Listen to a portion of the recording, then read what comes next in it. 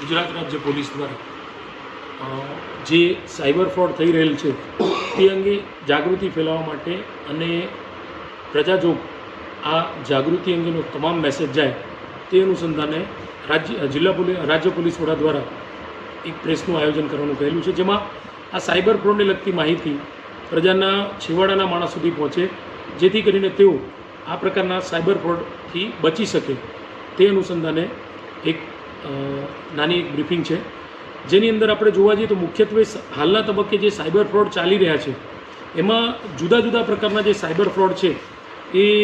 અસંખ્ય પ્રકારના છે, પણ તેના મુખ્ય પ્રકારો આપણે જોવા જઈએ તો ફેક આઇડેન્ટિટી બનાવી અને ફ્રોડ આચરવામાં આવે છે, ઇન્વેસ્ટમેન્ટ રિલેટેડ ફ્રોડ છે, card, debit card, credit card related fraud છે, ઓનલાઈન શોપિંગ અંગેના ફ્રોડ છે, ઓટીપી ફ્રોડ છે, લોન એપ્લિકેશન, કોઈ લિંક મોકલીને ફ્રોડ કરવામાં આવતા હોય છે, જોબ ઓફર કરીને કોઈ ફ્રોડ કરવામાં આવતા હોય છે, બુકિંગ કરવા માટેની જે એપ્લિકેશન્સ છે એ અનુસંધાનેના ફ્રોડ છે, સોશિયલ મીડિયા અંદર ફેક આઇડેન્ટિટી, કોઈ ટાસ્ક આપવામાં આવે એ અંગેના ફ્રોડ, કસ્ટમર કેરના નામે ફોન કરીને ફ્રોડ કરવામાં આવે છે, ન્યૂડ વિડીયો વગેરેના ફ્રોડ છે, કેટલાક જોબ ઓફર કરીને પણ ફ્રોડ કરવામાં આવતા છે, જે સોશિયલ મીડિયાની અંદર જે બિઝનેસ સાઇટ્સ છે એને લગતા ફ્રોડ છે, કોઈ ગિફ્ટ, લોટરી કે ટૂર્સ એન્ડ ટ્રાવેલ્સ વગેરેના ફ્રોડ છે,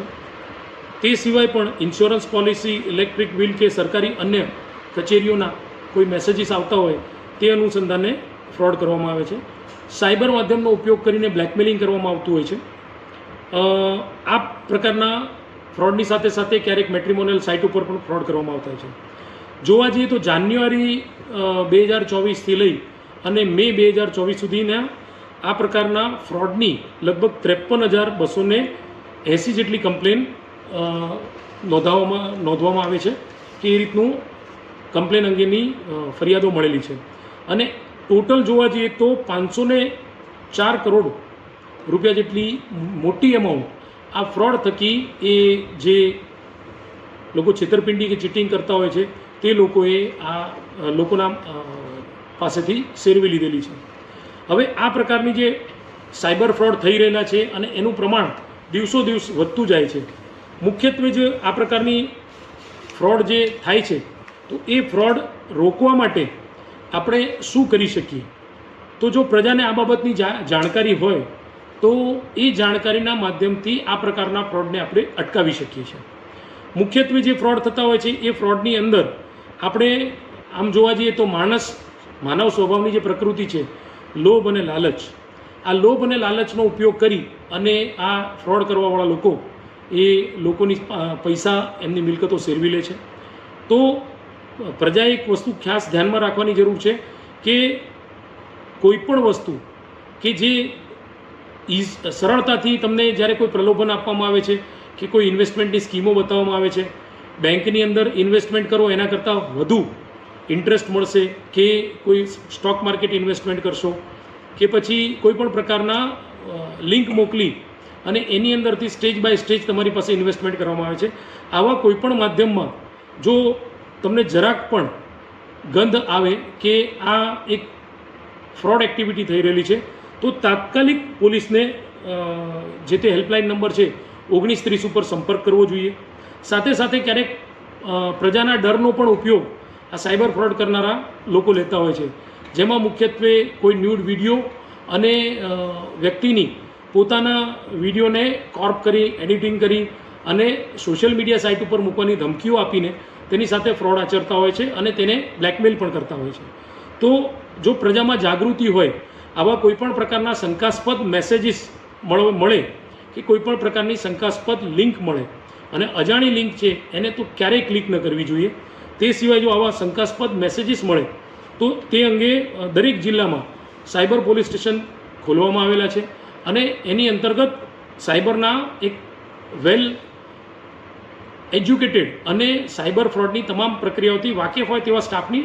નિમણૂક કરવામાં આવેલી છે. તો આવા કોઈપણ પ્રકારના શંકાસ્પદ મેસેજીસ, લિંક,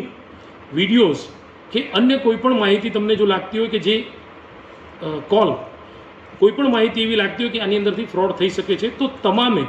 તાત્કાલિક સાયબર પોલીસ સ્ટેશનનો સંપર્ક કરવો જોઈએ. અથવા તો જો કોઈની સાથે ફ્રોડ થયેલ હોય તો ફ્રોડ થયા બાદ ખબર પડે તો તાત્કાલિક એક હેલ્પલાઇન નંબર છે 1930 આ નંબર ઉપર કોલ કરી અને પોતાની સાથે બનેલ બનાવ અંગે જ તાત્કાલિક માહિતી આપવાની રહેશે. આવા કિસ્સાની અંદર જો પોલીસ તાત્કાલ માહિતી મળેલી હશે અને પોલીસ પ્રોએક્ટિવલી કામ કરશે તો જેના પરિણામે થયેલી ફ્રોડની રકમ પરત મેળવવાના ચાન્સીસ પણ વધી જાય છે. પરંતુ મુખ્યત્વે લોકોની અંદર આ અવેરનેસ નથી હોતી કે હેલ્પલાઇન નંબર ઉપર પણ આપણે આ અંગેની માહિતી આપવી જોઈએ. તો આ હેલ્પલાઇન નંબરનો દરેક વ્યક્તિએ પોતાના ગ્રુપમાં, સર્કલમાં, સોશિયલ મીડિયા, વોટ્સએપના જે માધ્યમથી પોતાના તમામ મિત્રો સુધી આ 1930 નંબર જે હેલ્પલાઇન નંબર છે એનો વિશાળ અર્થમાં ફેલાવો કરવો જોઈએ અને કોઈ પણ અજાણી જગ્યાએ આપણો ફોન ચાર્જિંગમાં મૂકવો નહીં. આપણો ફોન ચોરાવી જાય તો તમામ યુઝર આઈડી, પાસવર્ડ્સ ચેન્જ કરી દેવા જોઈએ અને ક્યાંય પણ જ્યારે આપણો કોઈ પણ સામાન ખોવાય છે તો જે વસ્તુનો ડિજિટલ મોડથી ઉપયોગ થઈ શકતો હોય તેવી તમામ વસ્તુઓને સંબંધિત વિભાગને જાણ કરવી જોઈએ, બેંક્સને જાણ કરવી જોઈએ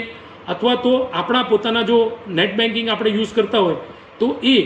તમામ જગ્યાએ આપણા યુઝર આઈડી, પાસવર્ડ ચેન્જ કરી દેવા જોઈએ. દરેક બેંક્સની પણ પોતાની હેલ્પલાઇન હોય છે. એના નંબર તમારા જે